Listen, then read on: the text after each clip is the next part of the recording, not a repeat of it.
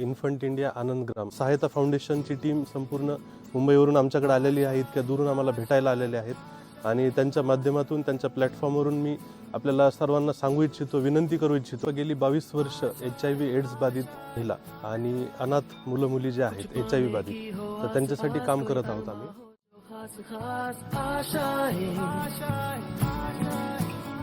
हर कोशिश में हो बार बार करे दरियाओं को आर पार आशाएं.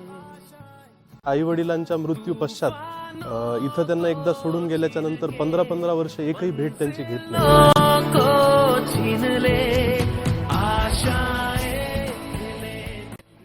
त्याला सहानुभूती तर मिळतच नाही, पण त्याला एक सामान्य वागणूक पण मिळत नाही, त्याला दूर केलं जातं. तसं पाहायला गेलं तर HIV असतानाही त्यांना शिक्षणाचा अधिकार आहेच आहे.